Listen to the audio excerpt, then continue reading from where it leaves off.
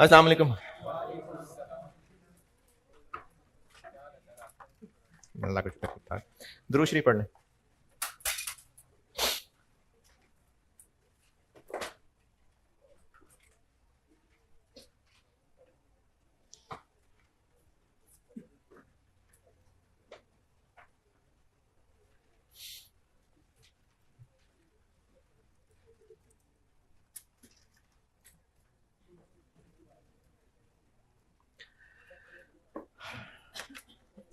And कहाँ गया था मैंने?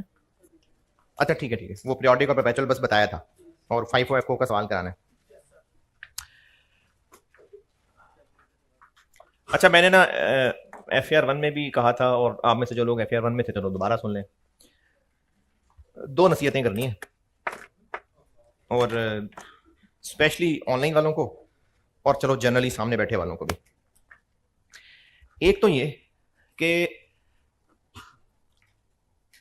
ये जो मैं क्लास में लिखवाता हूं और कुछ ज़बानी बता देता हूं और कुछ के बारे में कहूंगा, अभी तक कहा भी है शायद, कि अपने अल्फाज में कुछ ना कुछ लिख लें। तो ऐसे कमजोर दिल बच्चे जो अपने पे बिल्कुल भी भरोसा नहीं करते, क्योंकि उनको घर में भी कभी इज्जत नहीं मिली, घर में भी उनको बात बात पे बाहर निकाल दिया जाता है, बेटा बाहर चलो बात करनी है जरूरी, बड़ी बात कर रहे हैं,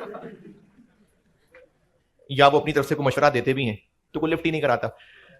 तो वो इस वजह से ना वो बेचारे इतने एहसास कमतरी में हैं कि उनको खुद भी अपने लिखे हुए पे यकीन नहीं है। तो वो समझते हैं कि मैं तो लेक्चर सही नोट कर नहीं पाऊंगा, लेकिन और क्लास में कोई ना कोई ऐसा होगा जो बहुत काबिल भी होगा और उसको सब सही समझ भी आ रहा होगा, और उसने जो नोट्स बनाए होंगे वो बिल्कुल ठीक बनाए होंगे। तो फिर वो ग्रुप में कहेगा कि कोई आज के लेक्चर नोट्स शेयर कर दे, है रोजाना कहते हैं। तो जो फिजिकल क्लास में बैठे हुए बच्चे हैं ये भी ऐसे ही हैं, और जो रिकॉर्डिंग वाले हैं ये भी ऐसे ही हैं।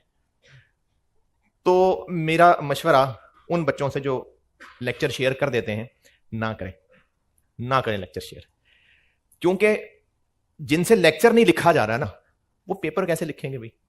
यानी अगर वो अपने आप को अपने अल्फाज में को बात नहीं समझा सकते तो पेपर मार्कर को कैसे समझाएंगे? देखो मैं ना आपको सारा कुछ लिखवा सकता हूं, मैं आपको जो बोर्ड पे सारा कुछ लिखवा रहा हूं, तो मैं ये कहूं ही क्यों कि ये बात अपने अल्फाज में लिख लें?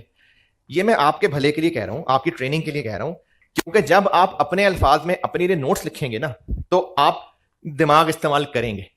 अगर मेरी कही भी बातें सिर्फ लिख लेंगे तो कुछ नहीं सोच रहे होंगे मैं क्या कह रहा था, और अगर कभी पढ़ने बैठ ही गए तो वो लिखा हुआ आपको समझ नहीं आएगा। फिर आप वो तस्वीरें खींच के ग्रुप में भेजेंगे कि सर ने एक नोट लिखवाया था, उसका क्या मतलब था? तो इसलिए आपके भले की बात है, जब आपको कहूं कि अपने अल्फाज में लिखो तो बेटे लिखा करो, लेक्चर नोट्स बनाया करें, या आपके भले की बात है। कॉन्फिडेंस बढ़ेगा, ऐसी अचानक थोड़ी आपका रैम चेंज हो जाएगा और आप फिर प्रोसेसर तेज हो जाएगा और आप ठीक हो जाएंगे। ये पूरे सेशन में आप अपने अल्फाज में नोट्स बनाएंगे तो कॉन्फिडेंस आएगा। तो नोट्स बनाया करें, और ये ग्रुप में डिमांड मत चलाया करें कि कोई जो है ना वो नोट्स शेयर कर दे, ना करें नोट्स, वही शेयर, अपने बनाओ नोट्स। दूसरी नसीहत, मैंने तकरीबन कितनी क्लासेस कही थी कॉस्ट के लिए? 115 लिखी थी बोर्ड पे, हैं? अच्छा चलें 120 कह लें, 110 भी हो सकती हैं। तो ये जो 115 क्लासेस हैं, ये 31 जुलाई तो नहीं, ये मैंने कहा था पहला संडे 4 अगस्त बनता है। 4 अगस्त तक ये 115 क्लासेस नहीं होती हैं पूरी।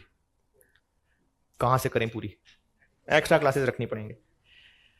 ये जो आपके बड़े बूढ़ों ने आपको बताया कि सर ना आखिरी दिन 13 घंटे पढ़ा देते हैं और आखिरी महीना इतना सारा पढ़ा रहे होते हैं, और उसकी वजह से जो है ना वो आप भी घबरा गए, रिकॉर्डिंग वाले बच्चे तो बहुत ही ज़्यादा घबरा गए, और एक ने ग्रुप में कह दिया कि सर आप अप्रैल से एक्स्ट्रा कराएं, दूसरा कह नहीं नहीं नहीं नहीं सर नहीं नहीं कराना, तीसरा कह रहा है नहीं भाई नहीं, क्या हमने बाकी नहीं पढ़ना। यानी जैसे मैंने वाकई एक स्टूडेंट के कहने पे करा देना है और बाकी रोक रहे हैं, नहीं सर नहीं प्लीज सर प्लीज अप्रैल में एक्स्ट्रा नहीं कराइएगा। तो रिकॉर्डिंग वाले बच्चों को बहुत टेंशन है, और जो मेरे सामने बैठे हैं इनको भी टेंशन है। देखो अभी तो चलो मैंने ये कह दिया, प्लान भी कर दिया कि मैं कॉस्ट को मई में बहुत ज्यादा पढ़ाऊंगा। ये मैं अभी तजुर्बा कर रहा हूं, पहले मैंने ऐसे तजुर्बे नहीं किए, और वो भी इसलिए कर रहा हूं कि अवाम इतनी परेशान हो चुकी हुई है, इतने घबरा चुके हुए हैं कि उनको ये चीज कि बस कोर्स किसी तरह जल्दी खत्म हो जाए, ये ज्यादा बेहतर लग रहा है। समझ कुछ आए ना आए इसकी फिक्र नहीं हो रही। तो मैं इस बार कोशिश करूंगा कि मई में मैं एक्स्ट्रा करूं, लेकिन मैं फिर भी ना आपको अपनी साइंस बता देता हूं कि मैं किस वजह से पहले भी आखिरी महीने में एक्स्ट्रा करता हूं। देखो, जब किसी आपने बस या ट्रेन पे बैठना है और बस या ट्रेन चलने का टाइम अभी नहीं हुआ है, तो आप भाग के चढ़ेंगे ट्रेन पे? खड़ी हुई आराम से अपनी जगह है? नहीं, आराम से चलेंगे। और अगर कोई कहेगा भी चलो भाग के चढ़ते हैं, कोई यार क्या चल लो आराम से, ऐसी क्यों गिरना है ठोकर खा के। लेकिन जब ट्रेन चल पड़ी है फिर भागेंगे, और तब भागा जाएगा आपसे। जब खड़ी हुई ट्रेन होगी ना तो आपको लगेगा कि अभी वक्त है, और भागने की कोशिश करेंगे तो आपको लगेगा नहीं, गिर जाएंगे। और जब ट्रेन चल पड़ेगी तो फिर आप दौड़ लगाएंगे, तब आपसे लगाई जानी है दौड़। कॉस्ट बहुत मुश्किल है, इसमें कोई शक नहीं है, बहुत मुश्किल पेपर है कैफ का। मेरी असेसमेंट ये है कि बच्चा जो है ना वो शुरू में तो बिल्कुल घबराया होता है कि हमें कुछ समझ नहीं आ रहा। तजुर्बे की बात कर रहा हूं, तजुर्बे की वजह से कह रहा हूं। मैं आसान सी चीज भी बताता हूं, कहते नहीं सर समझ नहीं आ रहा, दोबारा बता दें। फिर ग्रुप में अजीब अजीब से सवाल पूछते हैं, जो मुझे रियलाइज होता है कि बच्चे अपना अंडरस्टैंडिंग का जो लेवल है वो बहुत नीचे रख के बैठे हुए, नहीं समझ नहीं आ रहा, नहीं बिल्कुल समझ नहीं आ रहा। अगर मैं शुरू में ही दौड़ाऊंगा तो बच्चा नेचुरली रिएक्ट करेगा, सर नहीं प्लीज आस्ता, कोई बात नहीं बाद में कर लेंगे। लेकिन जब आखिर में दौड़ाऊंगा तो दौड़ेंगे, ऑप्शन ही नहीं होगी। और उससे पहले स्लो चल चल के, स्लो नहीं मतलब नॉर्मल चल चल के जो टॉपिक्स पढ़ चुके होंगे उनसे कॉन्फिडेंस बढ़ चुका होगा, थोड़ी सी ग्रिप बन चुकी होगी। फिर जब कदम जम चुके होंगे ना फिर भागा भी जाएगा। अभी कदम ही नहीं जम रहे और मैं साथ दौड़ाना शुरू कर दूं तो फिर तो गिरेंगे। तो इस वजह से मेरी आखिरी वक्त तक कोशिश होती है कि नॉर्मल क्लासेस में ही सब चले। जब मुझे लगता है कि नहीं अब नहीं हो पा रहा, अवाम नहीं कवर कर पाएगी, फिर मुझे आखिरी महीने में एक्स्ट्रा क्लासेस रखनी पड़ती हैं। मेरे लिए ये रीजन है। मैं दिल का बुरा आदमी नहीं हूं, मैं जान के मुझे मजा नहीं आता इस बात में, जरा बच्चे तंग होने चाहिए, जरा मजा तड़पेंगे, मुझे खुशी होगी देख देख के, ऐसा नहीं है। मैं बिला वजह, और मैं ये भी नहीं करूंगा कि मैं क्लास में आया हूं और बच्चों दिल नहीं कर रहा आज पढ़ने का, चलो गप्पे मारते हैं। मुझे हर क्लास पढ़ाने की फिक्र होती है बहुत ज्यादा। मेरे लिए मेरी जिंदगी में टॉप प्रायोरिटी मेरा ये ड्यूटी पूरा करना होता है जो मैं आपको पढ़ाता हूं।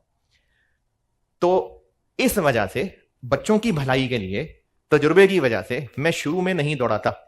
लेकिन आप लोगों को बात अब इसलिए करनी पड़ रही है कि रिकॉर्डिंग के ग्रुप में भी बच्चे फरमाइशें हैं कि सर आप पहले जल्दी पढ़ा लें बाद में ना हो। तो ठीक है जी, पढ़ा लेते हैं। मैं आपको मई में थोड़ा तेज चलाऊंगा, लेकिन फिर तेज चलना है, क्योंकि अगर तब नहीं साथ चल सके फिर आपका कॉन्फिडेंस बहुत खराब हो जाएगा। तो इसलिए मई में मैं करूंगा एक्सरसाइज, लेकिन फिर चलना पड़ा होगा साथ। ठीक है, चलना है फिर साथ। और डबल टॉपिक पैरेलल चलाऊंगा, यानी रेगुलर क्लास में कुछ और पढ़ा रहा हूंगा, शाम को कुछ और पढ़ा रहा हूंगा।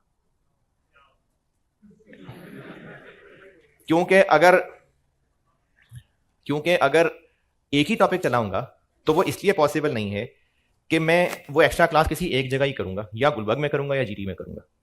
दोनों जगह नहीं हो, प्रैक्टिकली पॉसिबल नहीं है।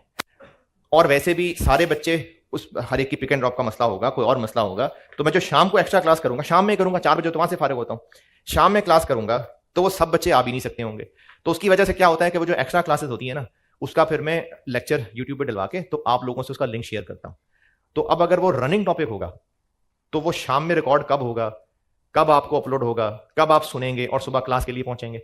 तो इसलिए मैं नॉर्मल वाली क्लासेस में अलग टॉपिक चलाऊंगा और शाम की एक्स्ट्रा वाली में अलग टॉपिक चलाऊंगा।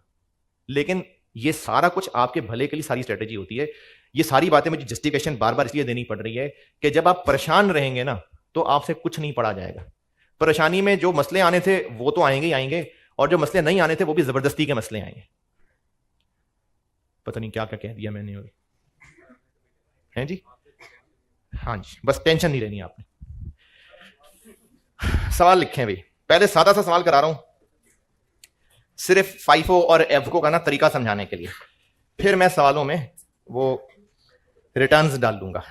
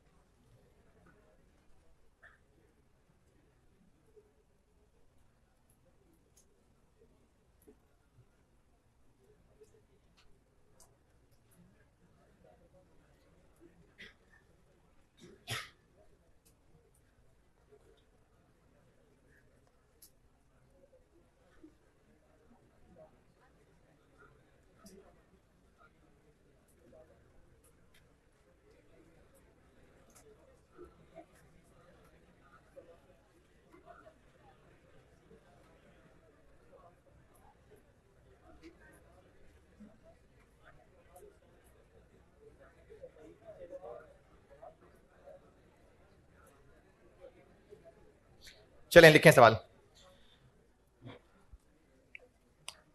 Following information relates to a trading business. Following information relates to a trading business for the month of June. For the month of June. सबने लिखना होता है सवाल, सारे सवाल लिखना नहीं लिखना सवाल।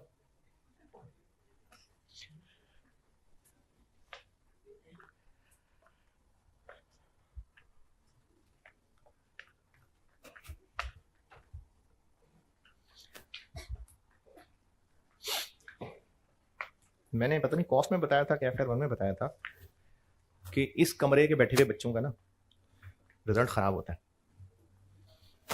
और उसकी वजह ये होती है कि मैं वहां होता हूं और आप लोग चिल कर रहे होते हैं बैठ।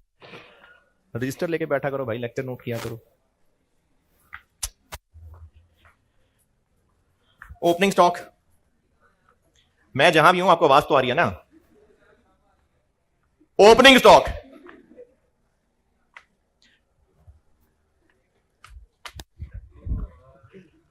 ओपनिंग स्टॉक है 200 units at the rate of 40 रुपए 40। तो जून के महीने में ओपनिंग स्टॉक पड़ा हुआ था 200 यूनिट्स और 40 रुपए का एक। उसके बाद आपको बता रहा हूं परचेजेस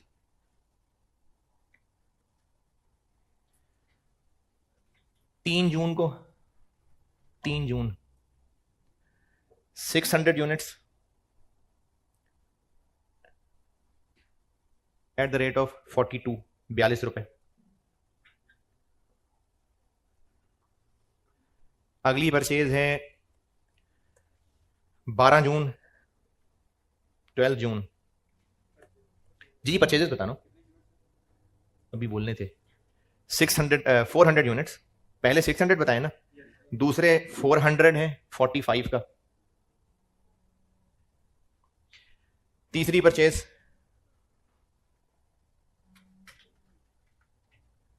29 जून को 29 जून 180 यूनिट्स 180 48 का। तो ये 3 हो गई परचेजेस। अब लिखें सेल्स।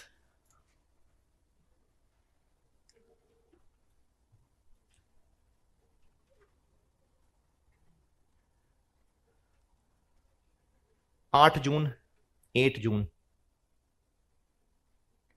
360 यूनिट्स 360। 18 जून 18 जून 450 यूनिट्स। ये सेल्स बता रहा हूं अब। और 25 जून 25 जून 200 यूनिट्स 200 यूनिट्स। सेल्स रिपीट कर रहा हूं, 3 बताई है मैंने। एक बताई है पता नहीं कब, 8 जून को 360 यूनिट्स 360। दूसरी बताई है पता नहीं कब, 18 जून 450 यूनिट्स। और तीसरी बताई है पता नहीं कब, 25 200 यूनिट्स। रिक्वायर्ड है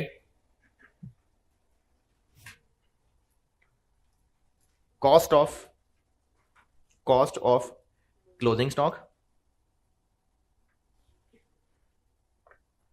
and cost of sales. Cost of closing stock required है और कॉस्ट ऑफ सेल्स रिक्वायर्ड है।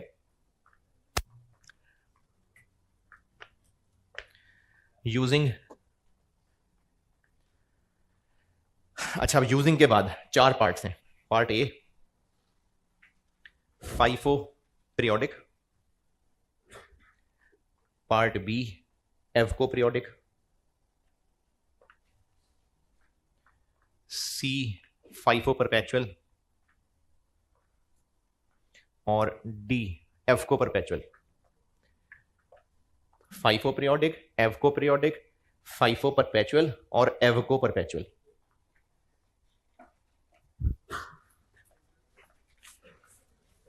मुझसे रिक्वायर्ड है।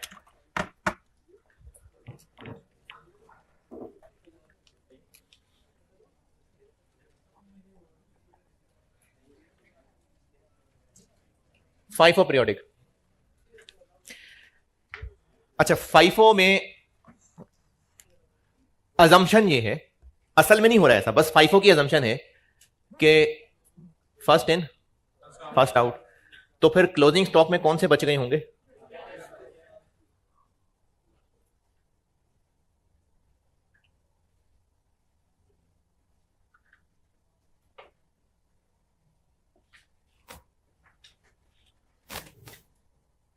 तो क्लोजिंग स्टॉक जो मोस्ट रीसेंट परचेजेस हैं उन्हीं में से बचा होगा।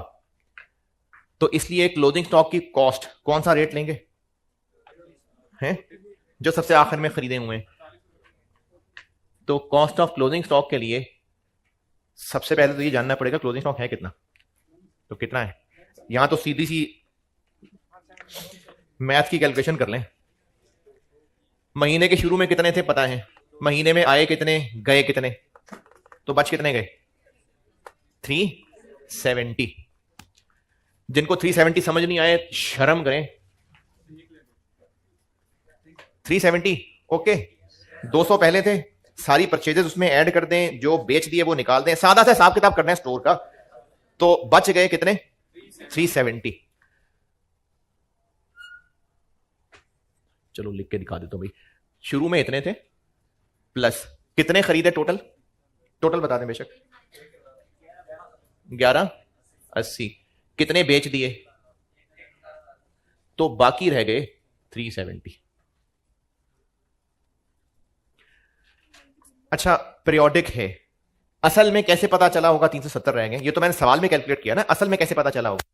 फिजिकल काउंट किया होगा। तो अब आपको सवाल में नहीं बताया तो अब आप तो स्टोर में जा नहीं सकते, तो आप तो ऐसे ही सादा सा हिसाब किताब करेंगे। अब ये 370 यूनिट्स किन में से होंगे? जो सबसे आखिर में खरीदे थे। तो कॉस्ट ऑफ क्लोजिंग स्टॉक, अच्छा ये डाटा जरा मैं लिख दूं सामने। ओपनिंग स्टॉक कितना है? 200 है, कितने वाले? 40 वाले। फिर परचेज किए कितने?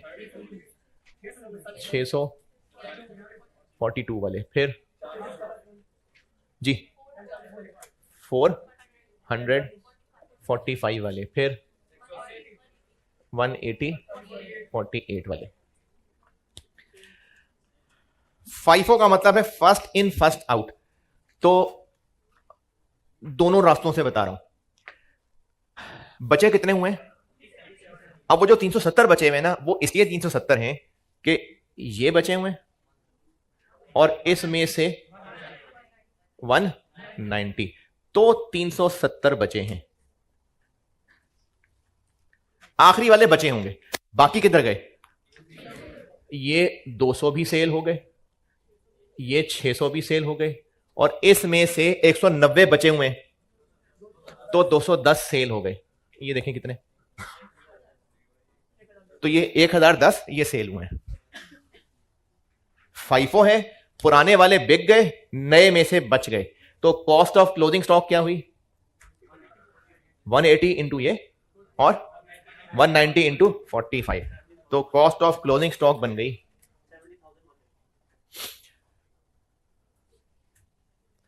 190 45 वाले और 180 48 वाले। अलग अलग बता दें बेशक। 8550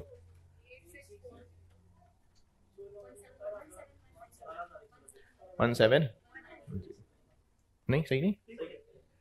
तो फाइफो पीरियोडिक में क्लोजिंग स्टॉक की कॉस्ट है ये, और कॉस्ट ऑफ सेल्स। अच्छा, कॉस्ट ऑफ सेल्स मैं आपको दो तरह से निकाल के देता हूं। एक जो आपको वहां लाल लाल बताया है, ये बिक गए, तो इनकी जो कॉस्ट है, कॉस्ट ऑफ सेल क्या होती है कि जो बिके हैं वो हमें कितने कॉस्ट किए थे। तो ये लाल वाले यूनिट्स बिक गए हैं, इनकी कॉस्ट ये है। तो कॉस्ट ऑफ सेल्स एक तो ऐसे निकाल सकते हैं कि 200 बिक गए 40 वाले, नहीं एवरेज नहीं, 600 बिक गए 42 वाले, और 400 में से 210 बिक गए 45 वाले। अलग अलग बता दें, 8,000 25 200 9450 42। कॉस्ट ऑफ सेल्स ऐसे भी निकाल सकते हैं, और इंट्रो में शायद आपने एक फार्मूला रट्टा लगाया होगा कि cost of sales is equal to opening stock plus purchases minus closing stock. अच्छा, ये जो मैंने अभी लिखा है ना, ये मुकम्मल नहीं है। कल वाले सवाल में मैं इसकी मुकम्मल पिक्चर दिखा दूंगा। अभी आपके बचपन का रट्टा पूछ के मैंने लिख दिया बस। ओपनिंग स्टॉक कितना, वो तो यूनिट्स हैं, 200 यूनिट्स 40 वाले 8,000। परचेजेस कितनी है, कैसे निकालें, ये परचेजेस है 600 इंटू 42, 400 इंटू 45, 180 इंटू 48, इनको ऐड करें। परचेजेस कह रहा हूं, परचेजेस नहीं यार, 51840 माइनस क्लोजिंग स्टॉक ये 190,42650। तो फाइफो पीरियोडिक जो बचे हुए हैं वो रिसेंट में से हैं, और उससे पहले जितने थे वो बिक गए। तो कॉस्ट ऑफ सेल ऐसे भी निकाल सकते हैं कि जितने बिक गए उन पे अलग अलग रेट लगा लें, और ऐसे भी निकाल सकते हैं। ये हो गया फाइफो पीरियोडिक।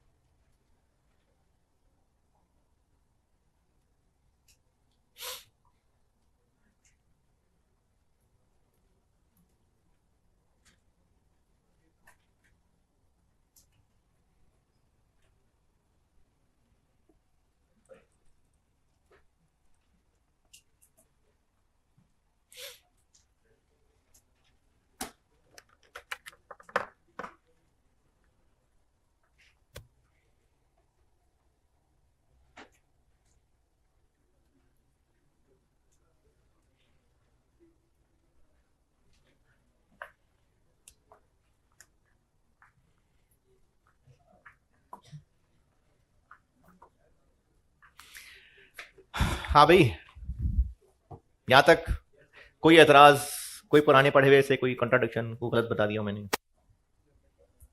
सब सही है। एफ को, इसको वेटेड एवरेज भी कहते हैं, एफ को पीरियोडिक।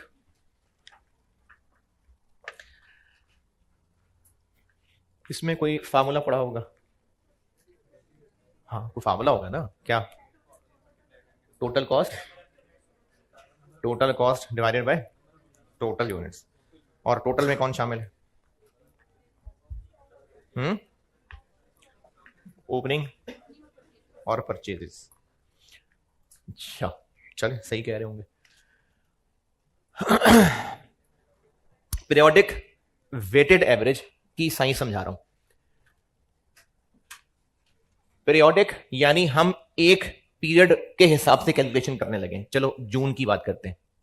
पीरियोडिक तो हम एक पीरियड को हम एक डब्बा समझ रहे हैं। इस डब्बे में, अच्छा हमारी कॉस्ट कब इनकर हो रही है, जब हम खरीद रहे हैं। तो इस डब्बे में हम कितने यूनिट्स खरीद के लाए, 601 42 वाले, 401 45 वाले, 181 48 वाले।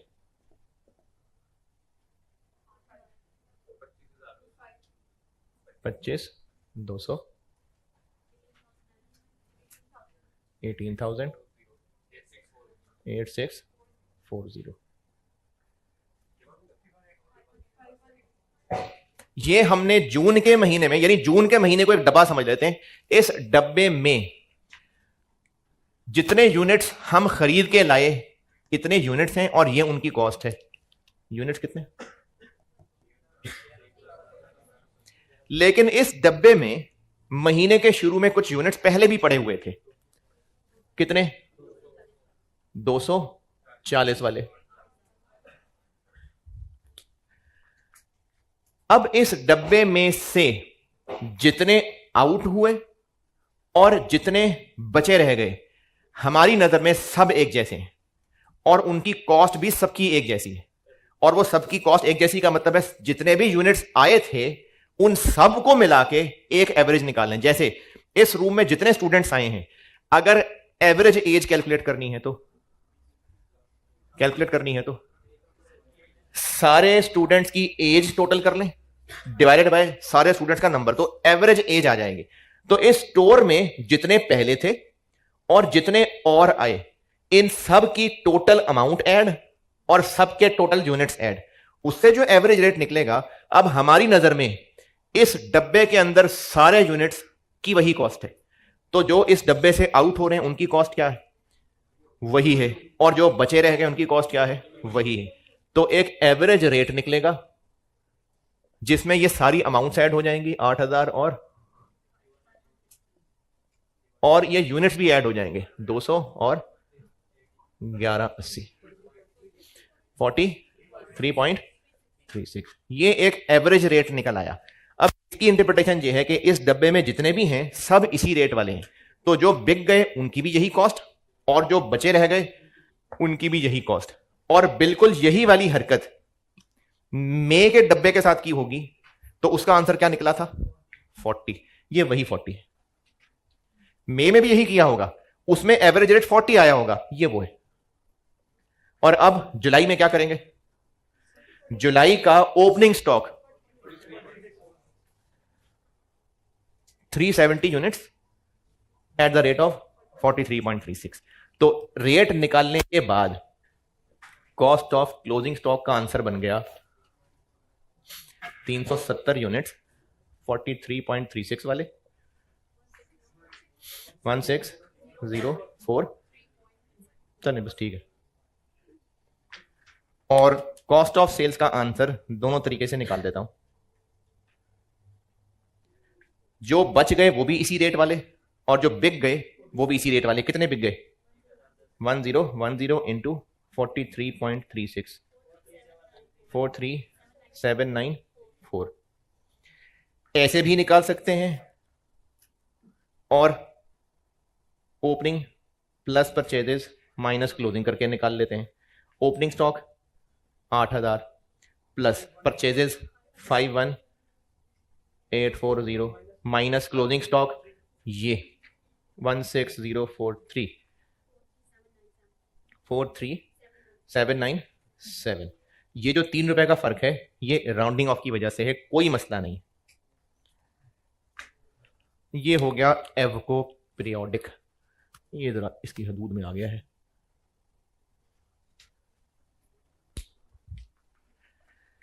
ये फाइफो और एफको पीरियोडिक अच्छी तरह देख लें, फिर मुझे परपेचुअल के लिए एक टेबल बनाना पड़ेगा। इसको पहले ओके कर लें, फिर टेबल बनाता हूं।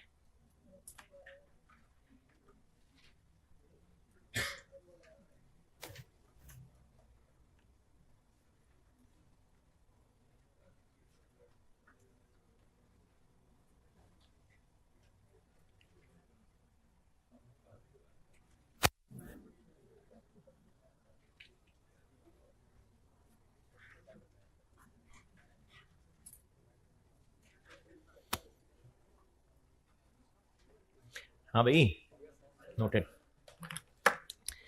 परपेचुअल, अच्छा, परपेचुअल और पीरियोडिक कॉन्सेप्ट एक है। फाइफो का कॉन्सेप्ट क्या है? पहले वाले आउट हो गए होंगे तो जो बच गए होंगे वो रीसेंट वाले होंगे। और एवको का कॉन्सेप्ट क्या है कि जितने भी टोटल आए थे उन सब का एवरेज किया, उसी एवरेज रेट वाले जो आउट हुए वो भी वही रेट वाले, और जो बच गए वो भी वही रेट वाले। कॉन्सेप्ट यही है। लेकिन पीरियोडिक में ये काम कब कर रहे हैं, यानी ये कॉन्सेप्ट अप्लाई कब हो रहा है? पीरियड एंड पे। कौन सा कॉन्सेप्ट? फाइफो का कॉन्सेप्ट क्या है? जो बचे रह गए हैं वो रीसेंट खरीदे हुए में से हैं। ये रूल अप्लाई कब कर रहे हैं? पीरियड एंड पे। एफको का कॉन्सेप्ट क्या है कि जितने भी आए उन सब का एक एवरेज रेट निकला, और जितने आउट हुए और जितने बच गए इन पे वही एवरेज रेट लगेगा। कॉन्सेप्ट यही है, लेकिन ये अप्लाई कब हो रहा है? पीरियड एंड, यानी उस सारे पीरियड की ट्रांजैक्शंस को देखने के बाद। परपेचुअल में यही कॉन्सेप्ट हर ट्रांजैक्शन के बाद अप्लाई हुआ करेगा।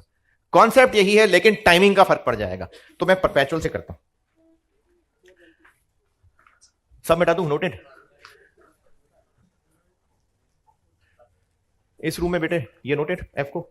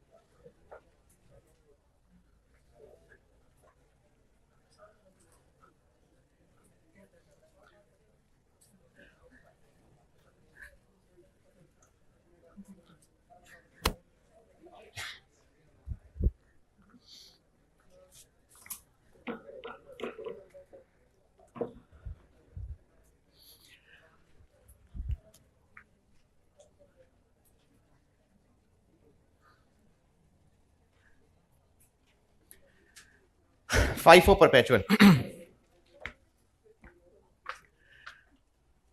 हो सकता है आपने ऐसा ही टेबल बनाया हो जैसा मैं बनाने लगा हूं, हो सकता है थोड़ा डिफरेंट बनाया हो। जैसा मैं बना रहा हूं वैसे करना है तो फॉलो कर लें, नहीं करना तो दफा जो मर्जी फॉलो करें। मेरा ख्याल है वैसे कि आपने शायद ऐसा ही टेबल बनाया हो। पढ़ा होगा, इंट्रो टू अकाउंटिंग में पढ़ा हुआ है। इंट्रो टू अकाउंटिंग में फाइफो एफ को कैलकुलेशन नहीं है? अच्छा, वैसे चॉइस में छोड़ा होगा लेकिन है ये। डेट, थोड़ी सी अंग्रेजी, उसके ऊपर पर्टिकुलर लिखना है तो लिख लें, नहीं लिखना तो कोई मसला नहीं है।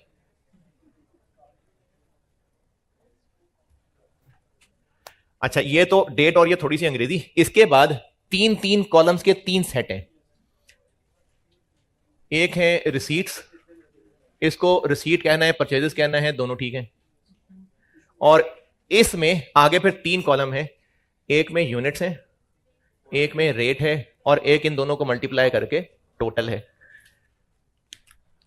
इन्हीं तीन कॉलम्स का फिर एक सेट है इशू, रेट नहीं, यूनिट्स, रेट, और इनको मल्टीप्लाई करके टोटल।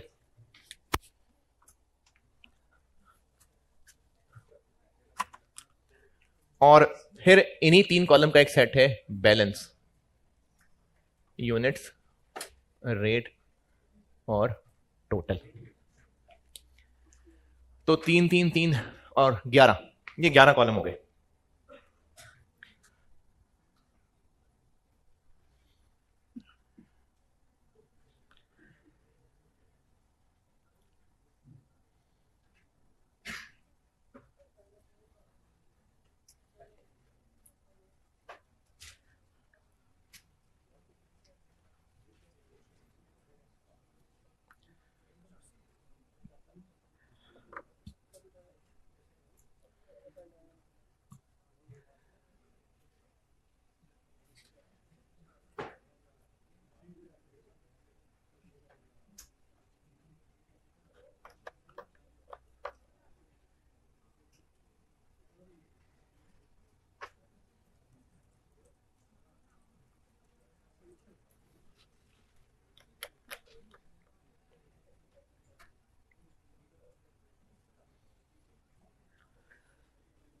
जी बना लिया कॉलम। चले अब तरतीब से चलते हैं। सबसे पहले आ जाएगी ओपनिंग स्टॉक, यानी 1 जून को ओपनिंग स्टॉक अवेलेबल है बैलेंस में कितने, 200 यूनिट्स हैं, 40 का एक है और 8,000 रुपए। हर ट्रांजैक्शन के आपके पास तो खैर रजिस्टर पे लाइनें ऑलरेडी हैं, लेकिन फिर भी ना पेन फेर के ऊपर लाइनें लगाते जाना। स्टार्टिंग पोजीशन थी ये। अब इसके बाद ट्रांजैक्शन तरतीब से चलें। क्या हुआ सबसे पहले, कब, 3 जून को परचेज हो गई और परचेज हुए कितने यूनिट्स, 600, 42 वाले 25, 200।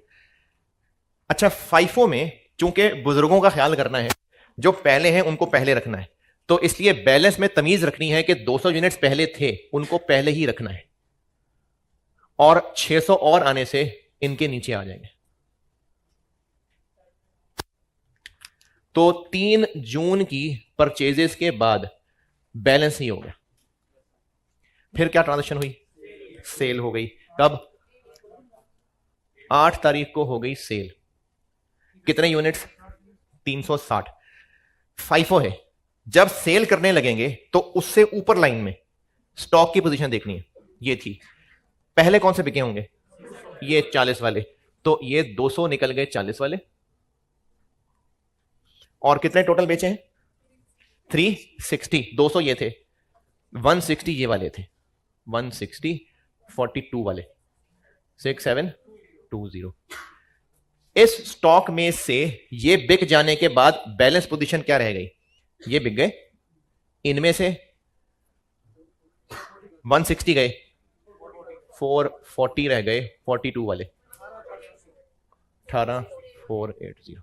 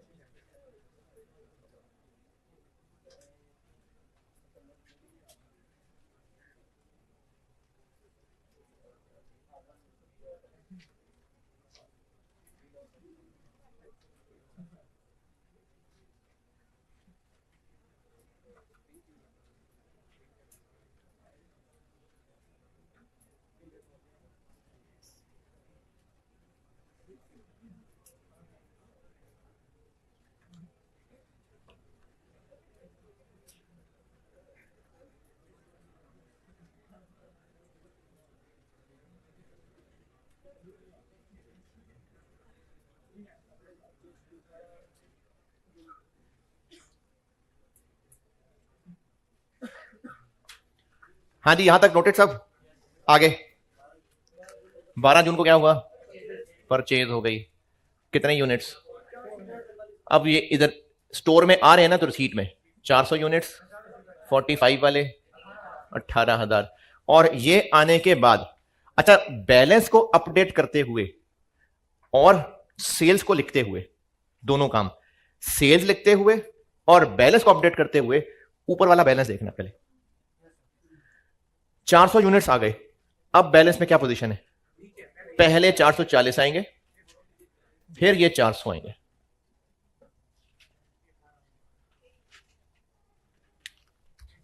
फिर क्या हुआ? फिर सेल हो गई 18 को। कितने यूनिट्स? 450। सेल लिखने से पहले इधर बैलेंस को देखना है। 450 ये वाले गए, 440 42 वाले, और 10 इसमें से गए।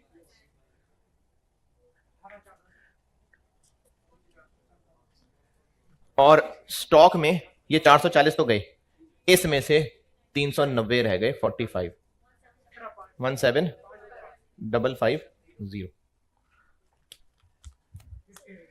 फिर सेल हो गई कितने? 200।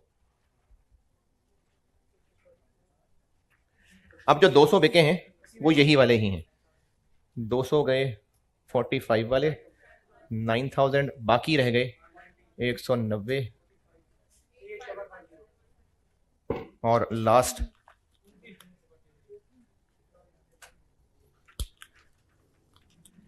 29 तारीख को परचेज हो गई 180, 48 वाले 8640, और 190 पहले पड़े थे, 180 और आ गए। और चूंकि बस अब ये महीना क्लोज हो गया तो इसका कर देंगे हम टोटल 17। ये फाइफो पीरियोडिक। क्या पूछा? कल की क्लास के बाद पूछिएगा। कल मैं रिटर्न्स डालूंगा ना, फिर देखिएगा। इसको नोट करें, मैंने तो बीच में बढ़ा के वेटेड एवरेज कर देना, जल्दी से नोट कर लें। हाँ नहीं नहीं, इधर ही करूंगा।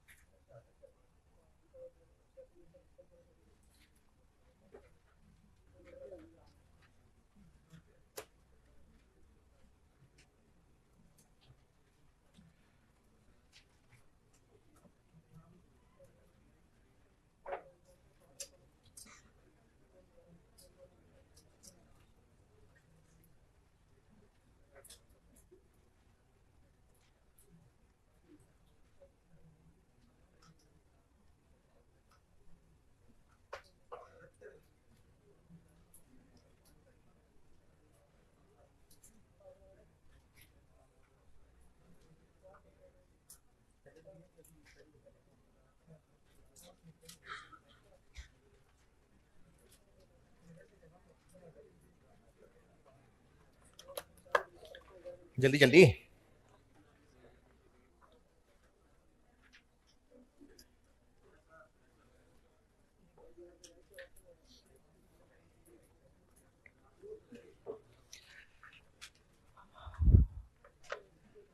हाँ भाई, फाइफो नोटेड, हटाने लगा हूं एफ को। अच्छा सॉरी, दूसरी रिक्वायरमेंट क्या थी? Cost of sale. Cost of sale कैसे निकालूं?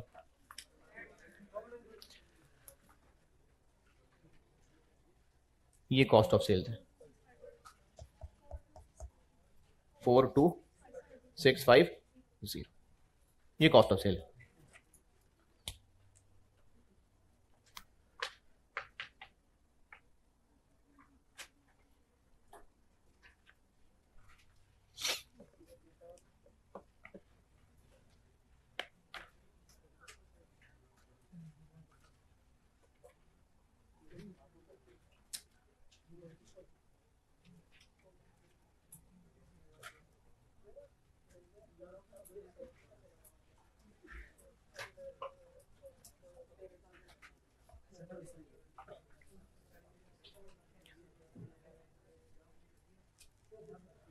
अच्छा, आप तो ज़ाहिर टेबल दोबारा ही बनाएंगे, बना लिया? अरे नहीं नहीं यार, ऐसे दोबारा बनाते थोड़ी अच्छा लगता हूँ।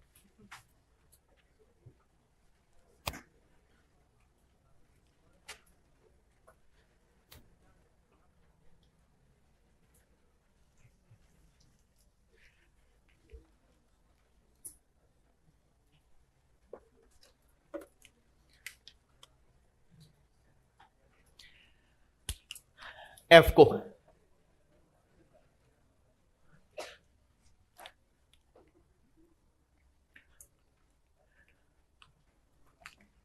अच्छा, एफ को में कॉन्सेप्ट क्या है? स्टोर में जितने आए सब का मिला के एवरेज रेट कर लिया, ताकि जो भी आउट होंगे उन पे वो एवरेज रेट लगेगा। पीरियोडिक में ये काम कब कर रहे थे? पीरियड एंड पे। परपेचुअल में हर ट्रांजेक्शन के बाद करेंगे। तो 3 तारीख को जब 600 यूनिट स्टोर में आए, अच्छा पीरियोडिक में एवरेज रेट कैसे निकाला था?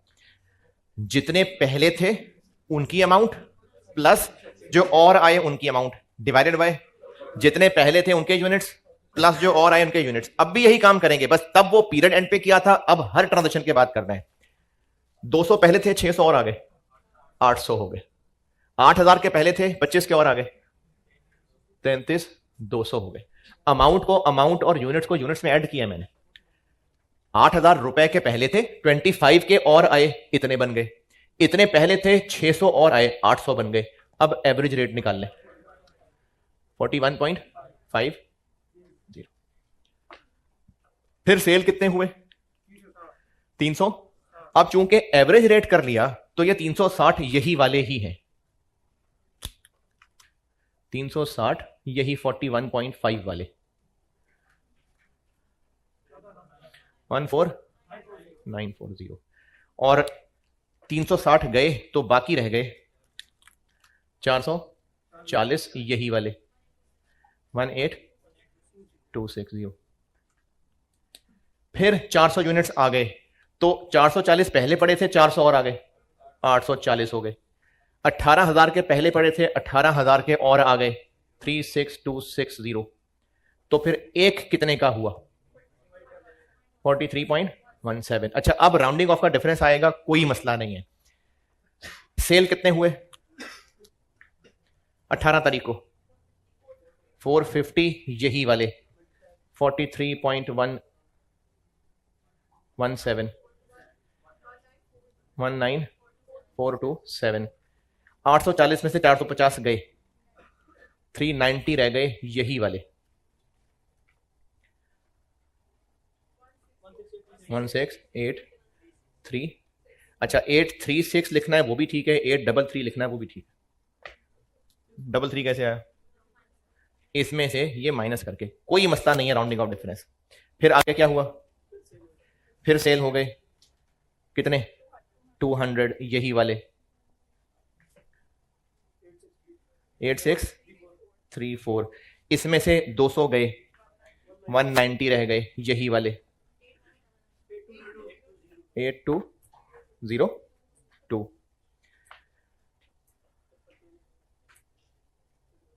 फिर 180 आ गए, 190 पहले थे, 370 हो गए, इतने के पहले थे, इतने के और आ गए, 1684। ये बनता है। एक कितने का हुआ? 45.5, 45.51। तो क्लोजिंग स्टॉक कितना हो गया ये, और कॉस्ट ऑफ सेल कितनी हो गई?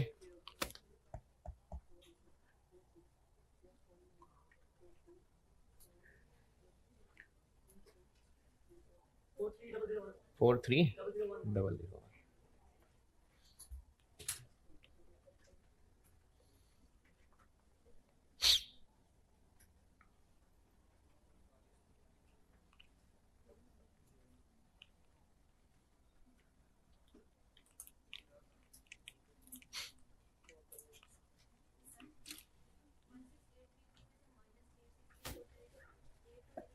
कितना आता है? 8199। कोई बात नहीं, कोई बात नहीं। ये कितना बन जाएगा फिर? 39।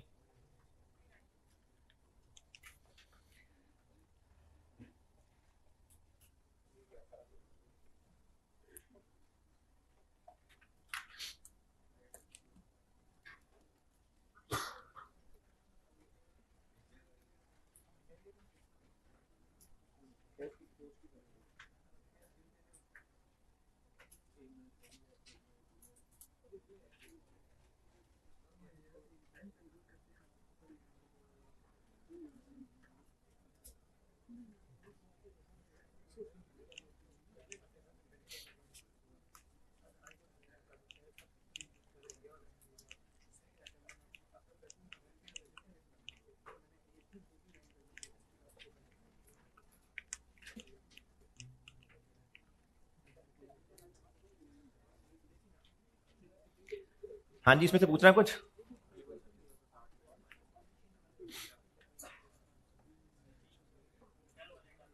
क्या हो गया?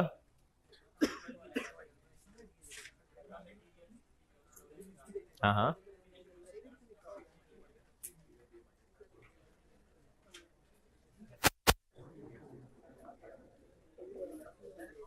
अच्छा, एफएच में क्या क्या होता है? फैक्ट्री ओवरहेड में क्या क्या शामिल है? फैक्ट्री के सारे खर्चे, डायरेक्ट मटेरियल और डायरेक्ट लेबर के अलावा फैक्ट्री के सारे खर्चे। ठीक, ये मैंने अभी सवाल कराया है ट्रेडिंग बिजनेस गुड्स का, फिर रॉ मटेरियल का भी करा दूंगा। मैन्युफैक्चरिंग के जब सवाल कराऊंगा ना, तो फिर आपको एक फैक्ट्री का जरा नक्शा बना के दूंगा। सवाल एक बच्चे ने ये पूछा है कि रॉ मटेरियल के स्टोर का खर्चा कॉस्ट में ऐड होगा कि नहीं होगा, तो इसका जवाब दूंगा बाद में, अगली क्लास में। अच्छा, जब क्लास खत्म होती है पिछली और आप लोगों ने आना होता है इस रूम में, तो बाहर एक रिंग मास्टर को खड़े होना चाहिए, जो हंटर लेके खड़ा हो, सोटा लेके, और आपके गिटों पे डंडा मार मार के आपकी लाइन ठीक कराए, और फिर आप तमीज से अंदर आएंगे।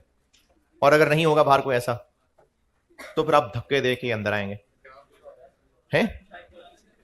अच्छा, अंदर आगे धक्के देके, तो उससे क्या हुआ कि जो बेचारा लाइन में काफी देर से खड़ा था, वो बेचारा पीछे रह गया, और जो धक्का देके आगे आना था वो आगे आ गया। और कुछ ऐसे अक्लमंद थे जिन्होंने पिछली क्लासेस में अपने मौजूद दोस्तों को कहा कि बैग यहीं रख देना, बाद में मैं वापस कर दूंगा बैग। तो वो जब क्लास में आए चलते हुए, तो उनका बैग पहले से मौजूद था और सीट उनकी पहले से मली हुई थी। तो अब ये सारा काम जो तो कर रहे हैं शुगल में, कि चलो शुगल लगेगा, धक्के दे के अंदर जाएंगे। चलें, कल करूंगा इस पे बात। ठीक है, अल्लाह हाफिज।